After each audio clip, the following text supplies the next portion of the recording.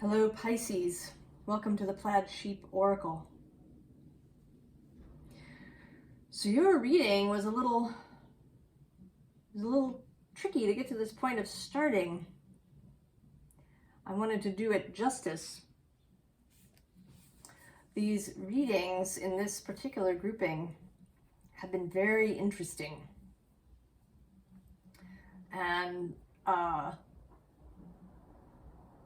I think it's all going to get weirder from here. A little bit. So if you're here, welcome. It's going to get weirder. I mean for the readings to be timeless, that someone can show up 5 years from now and find something useful. But they are also very much of their moment. And we have just had an Aries new moon at 0 degrees, 50 arc minutes of Aries in that first degree, the world point, the equinox point.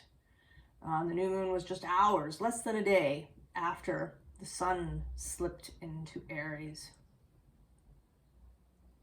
And there will be a second new moon on April 20th at 29 degrees, 50 arc minutes. Just about 4¼ hours before the sun moves into Taurus.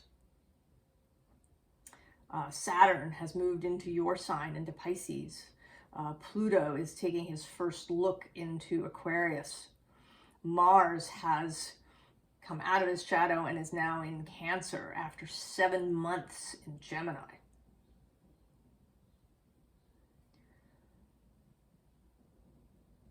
There is going to be an eclipse. Actually, that second new moon is an eclipse. Its partner is on May 5th. And then in July, the nodes switch signs, moving from the Taurus-Scorpio axis to Aries-Libra. There is an enormous energy of newness. And the repeated message, although it kind of comes through here, although not as strongly as in, say, Taurus and Scorpio, is that we should not look back.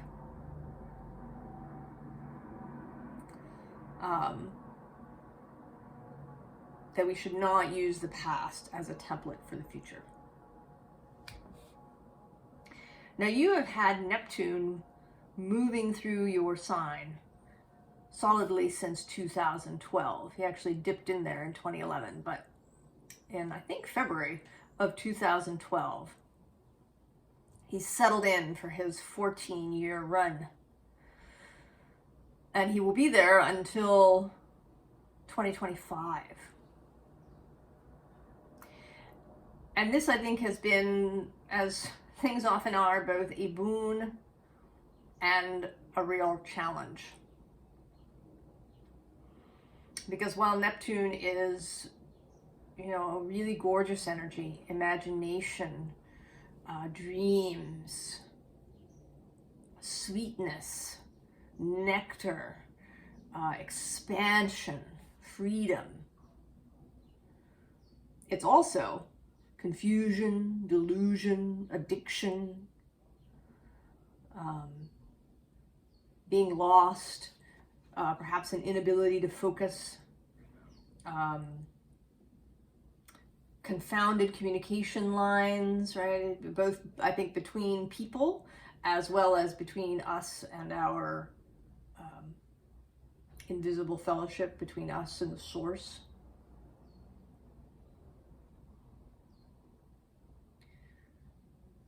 But now Saturn has moved into that space. And I don't want you to, do not go and Google what happened the last time Saturn moved into Pisces. If you're old enough, do not think about what happened to you, what was happening to you then.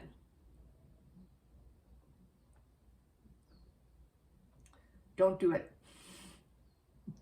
And I feel you if you're right, if you're the sort of person who likes to do that. I'm very interested in astrology. I might go so far as to say that I'm an astrologer, though not a professional one. And it's so tempting. We have all this information, right? You can just nip onto the computer and, last ingress of Saturn into Pisces, and you can find it. And then you can open a new tab and say, what happened in this year? It's really easy to go back, right? All that stuff is stored, ready and available. Don't do it.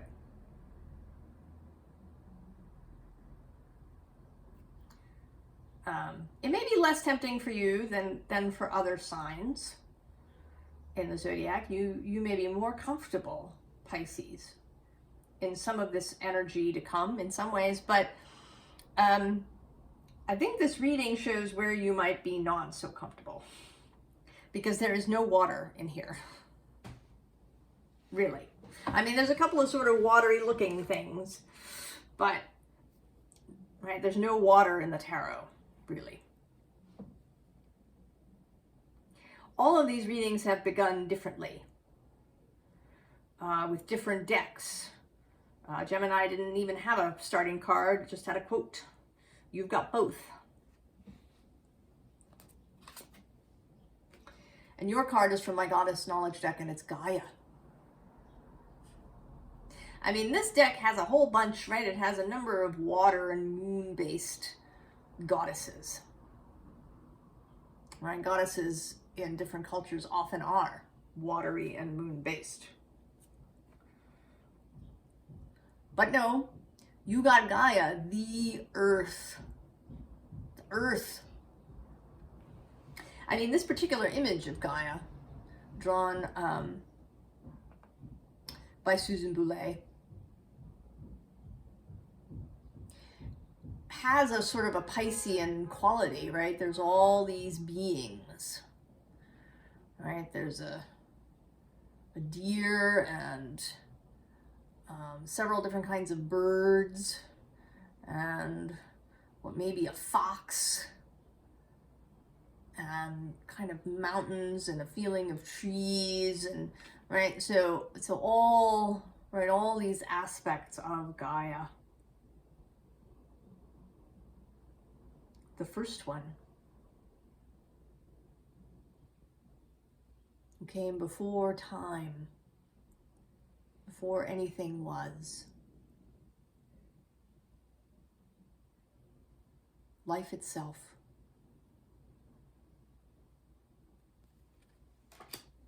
Now your quote is H.L. Mencken. Love is the triumph of imagination over intelligence.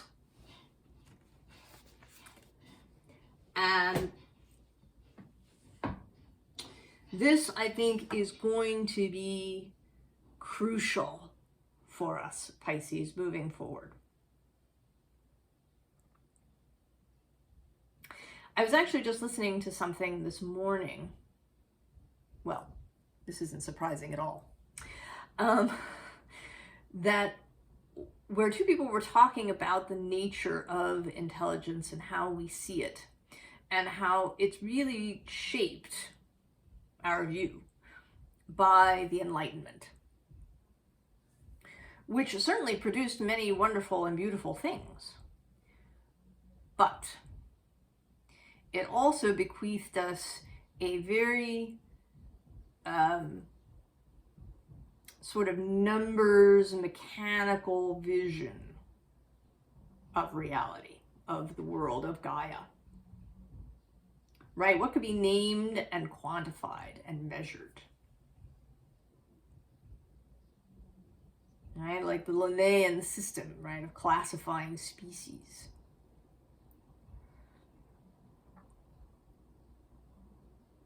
I had a botanist tell me once that hawthorns and some oaks can be very hard to name because they sort of reproduce with abandon with each other, right? The species don't remain discrete.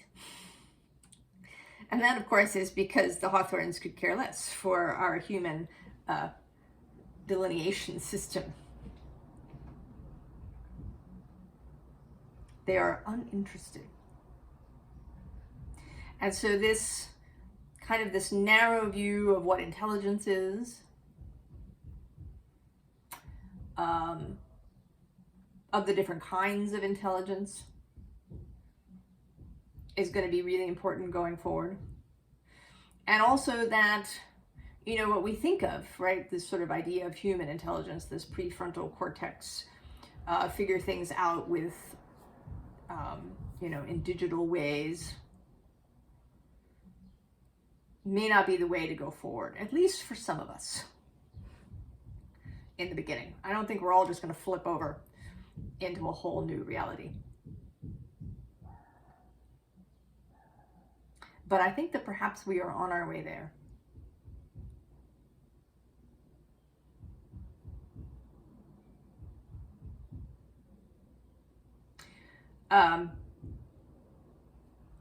So we start with this 5 of air.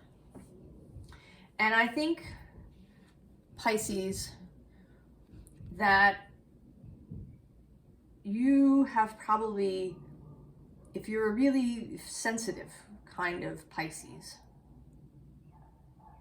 that you've really been feeling it. Right? The state of the world as it is.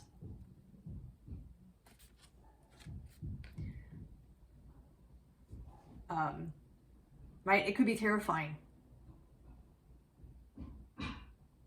to see and look at what is happening, right? Just opening a news page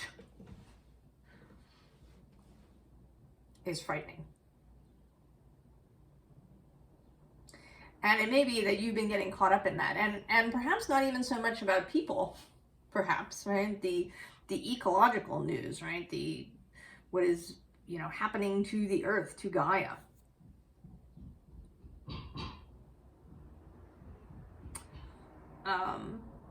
I think has been probably very painful for you. And one of the downsides of Pisces is, or can be, right, a tendency to really sort of identify with others, right? Like those kind of mirror neurons, right? So that you end up having this experience as if you were the other. There can also be a tendency to martyrdom,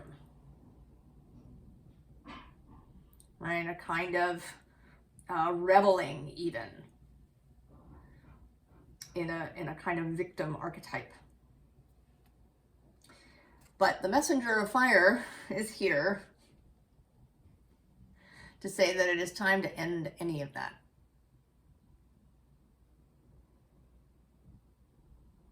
I went to my big playlist that I have, and I asked for song because I was, you know, really trying to get a hold of your reading. And the song that came up was the Beatles' Here Comes the Sun. And here he is.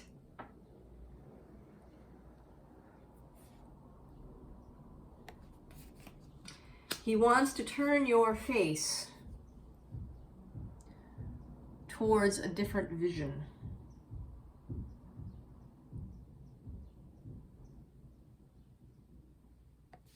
Toward an imaginative vision. Right? This 2 of air, right, with those lung-like trees in the background. The taking of a new breath.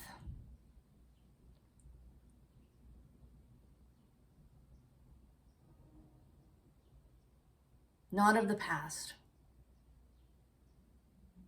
Turning our face forward, and not with dread,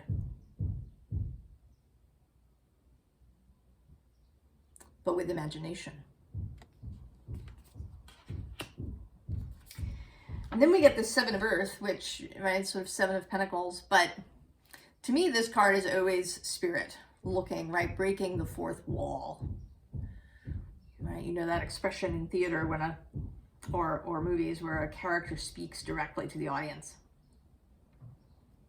right? This buck here is looking out at us,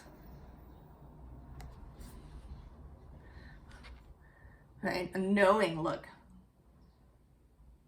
We know, right? If we're here, if you're here with me, you know that what you see is only a fraction of what is actually there. And Spirit is showing up here to remind you of that. I personally need daily, in fact, multiple daily reminders of this, because we live in this physical reality, right? We think of things as solid. Intellectually, I know that this is made up of vibrating energy particles. And, if you go down even further than that, who knows what's there? It might be vibrating strings, might be something else. Ultimately, energy. But my daily experience of it is as a solid. So I need to remind myself on a regular basis. And Spirit is here to do that. Now we have here this Bleeding Hearts card from the Magickal Botanical Oracle. And this, I think, speaks to your and our grief and loss and all those things, right? The stuff in the news, the things we endured as children. History, right? History is filled with horrors. And we kind of, right, we as a culture, we sort of enjoy, don't we? Right? We make movies and write books about the past. Right? There's all sorts of documentaries you can watch about, awful things that happened in the past.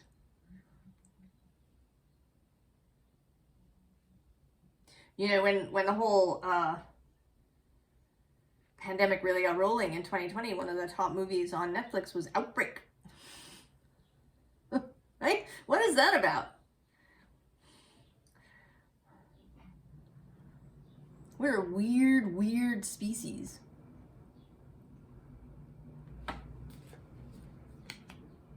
There's a lot of grief. And a lot of misunderstanding. And a lot of, wanting to blame somebody. Because if you can blame somebody, then there's some hope, right? If you can find somebody to blame and then eliminate them, then maybe things will get better. But what comes out next is yarrow and dandelion. And these are herbs of strength and, in the case of yarrow, of protection and explicit healing, right? Yarrow is often called carpenter's friend. Right? Dried powdered yarrow or a macerated fresh leaf can be used to stem a bleeding wound. Right? The image here is of Chiron, the centaur, giving Achilles yarrow. Yarrow is an herb both of Venus and of Mars, related to the blood. And then dandelion is a Jupiterian herb. Dandelion grows in disturbed places. Put weed killer on the yard, the dandelion will come right back.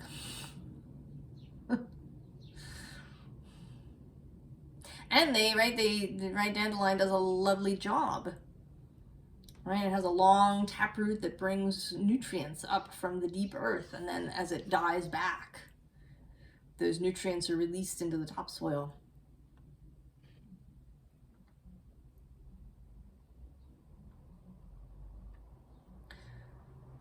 So there is such strength available, both in the earth herself, and I think that we should not make the mistake of classifying the earth as a victim. Certainly she has been damaged, right? We've trashed and polluted and stripped her. But she is not a passive participant.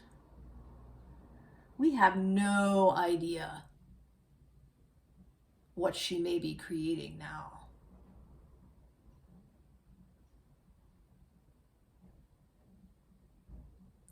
And the way to help, to assist this process, is to not wallow around in what we perceive as the awfulness. And God, it's tempting, I know.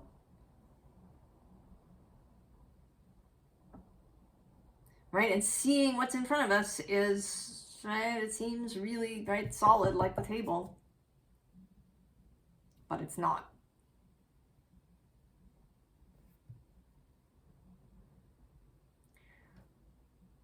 Imagination over intelligence, right? In this case, intelligence as a meaning, you know, kind of what we think of in a standard way as intelligence, not real intelligence. The word intelligent, the root, comes from to understand.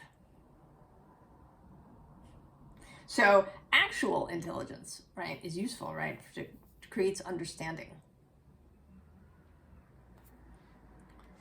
Right? That's how your heart, one of the ways your heart and your gut have intelligence. Your body has intelligence. It has understanding and vision.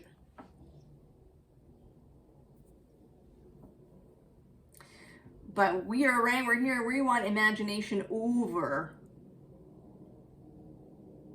you know, this kind of human data that we collect. So we have empathic starseed, energetic sovereignty, absorbing what's not yours. Well, that's kind of right, we've been talking about that. Taking on stuff that is other people's.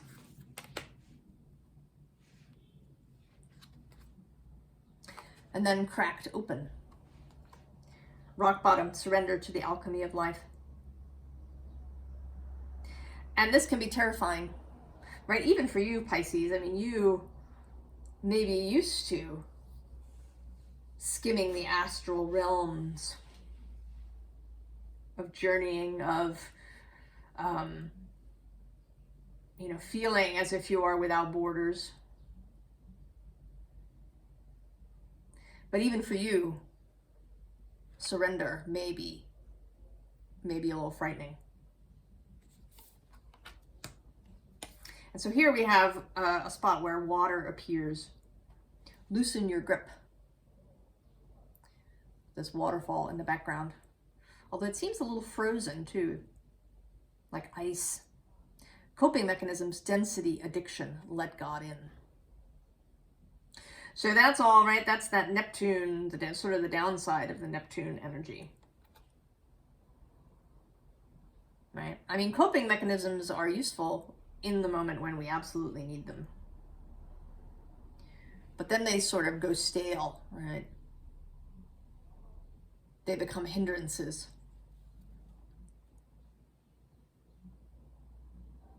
And we all have something, right, that we're addicted to. It may not be a substance or an activity like gambling.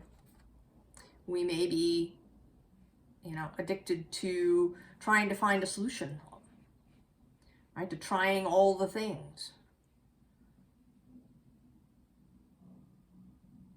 To looking for the problem rather than seeing where things have improved.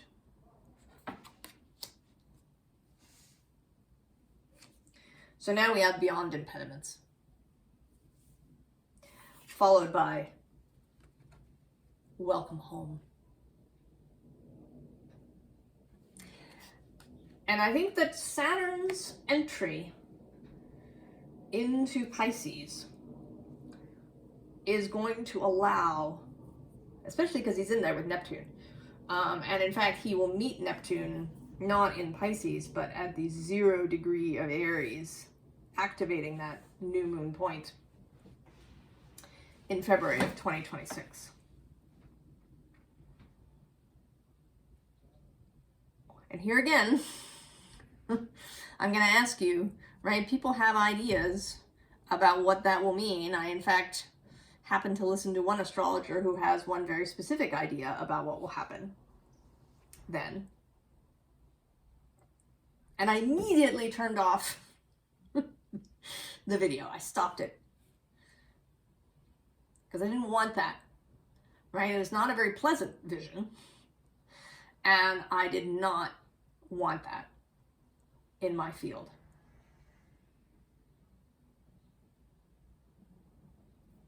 Right? I'm interested in imagining the best possible outcome for all the different, transits and aspects that occur. And to think about how I can support it in my own life. And it's a practice. So we have actually 3 Pentacle cards here. We have the Queen of Pentacles, the Page, and the 4 of Pentacles.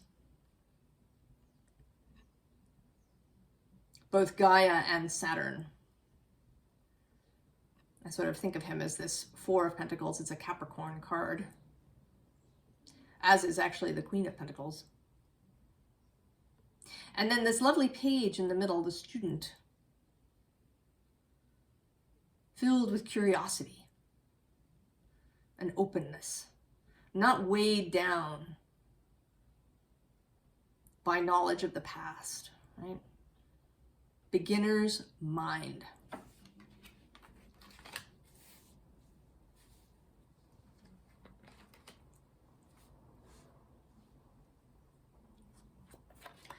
So 3, right? 3 of Swords, the difficulty, the thing we've got, all of us, in one way and another. We've been keeping these swords stuck in our own hearts, these repetitive thoughts, these visions of the past.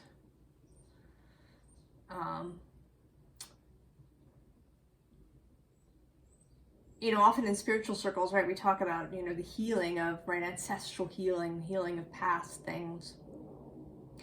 And I think that there's real value in this. But you can get caught in that, caught in the healing cycle, the healing vortex, where you keep going around and around and around and never get off.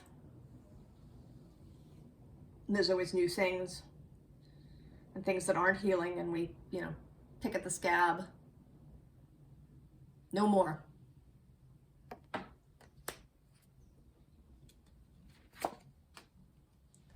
Love. I mean, this is Venus. All right.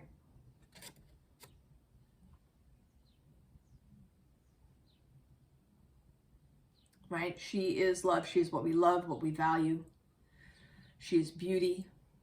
She is beautiful things. She is earthly things and earthy things. Right? That smell of earth right after the rain. And jasmine flowers. And roses. Right? And the feel of sand between your toes, right? That wet sand at the shore. And if you've swum, and I hope you have somewhere, the feeling of the water holding your body up.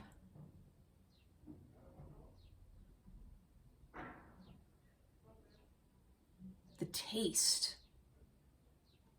right, of a ripe peach.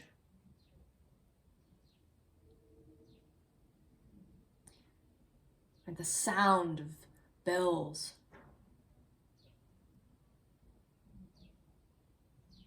Or of birds. Or ocean waves.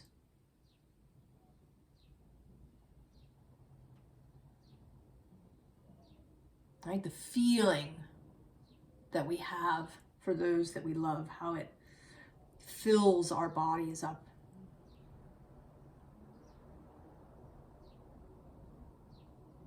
This is what we want to carry with us through our days and to imagine into the future. And so we get the Princess of Staves, the Page of Wands, imagining what she's going to do with that wand, considering it, thinking about it, enjoying the process. You know, this is really the thing, right? This doesn't want to be a chore, right? Like, you know, cleaning the oven or, you know, doing something of that nature where it's something that you have to do. You know, maybe you find a way to make it a game for yourself, but ultimately it's a chore, right? This wants to be a joy. It wants to be fun. Imagining a wonderful future should be fun. And then we have Isis, magic, the magician in this deck. As above, so below, as within, so without. Creation, manifestation, bringing this joyfully imagined future into being.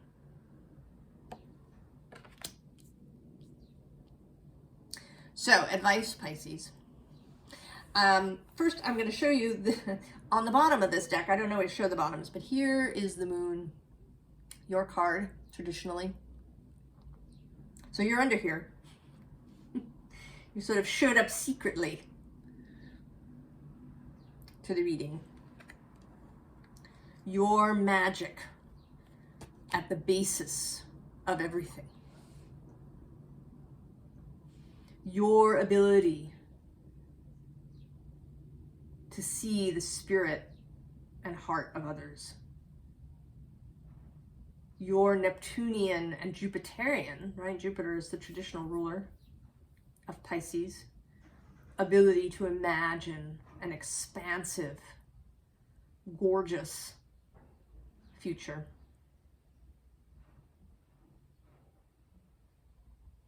Right? To join with Gaia. And here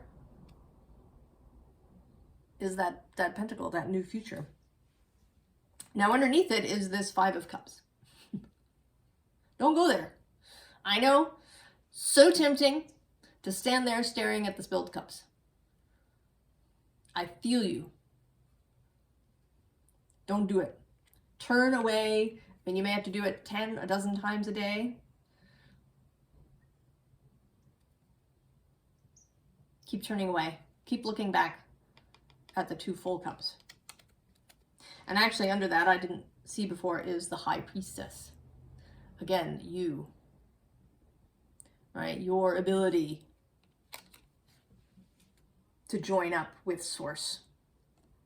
And then in case we didn't get the message, we get the World. And she's looking at the new pentacle with anticipation. Right? Gaia and her new pentacle. And then we get the King of Wands. Sovereign. Capable. Knows when to move and when not. Passionate. Imaginative. And the Page. The newness. The wonder. Both sides. We want both. Right? We want this beginner's mind, this new, and we want, right, the maturity that we've gained, the experience that we've gained. Right? We're not throwing out the past in the sense of giving up, everything that we've learned. We're going to keep our learning, our new skills, our wisdom. But then, right, then we're going to add on that beginner's mind. And the last card is interesting. It's the Seven of Wands, which normally, right, is defensiveness. But I think in this case it is you using that wand and using it with others. Right? This is all of us here. Here, people who've been watching these videos on the channel and certainly elsewhere around the globe. There are people envisioning a better future. A more exciting, more holistic, more expansive future that is love-based, passion-based, rather than being fear-based.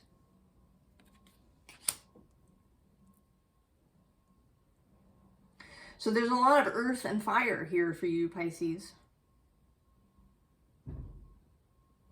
This, I don't know, it's not really a request, a suggestion, advice, to use your imagination.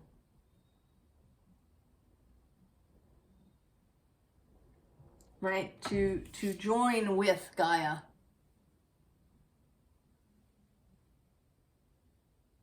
Right, and that's a lovely way, right? You may be, right, skilled at communicating with non-human life, other than human life. To connect with Gaia. Or, with others, perhaps the fairies, if that's who you talk to, or your guides, your angels, or your friends, right? Your human friends. But to see maybe what Gaia is imagining, right? What she is looking to bring into being. And add your energy behind that.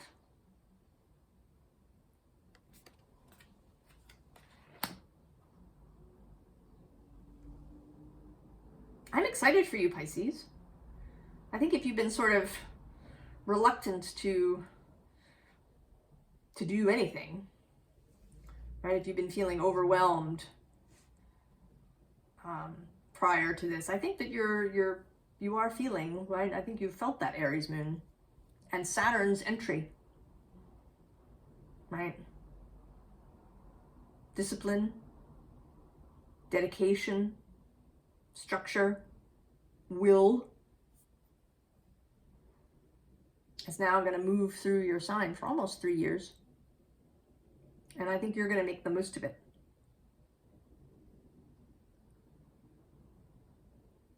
To be creational, to help bring a new possibility into being. I wish you all the very best, Pisces, and I'll see you next time. So long.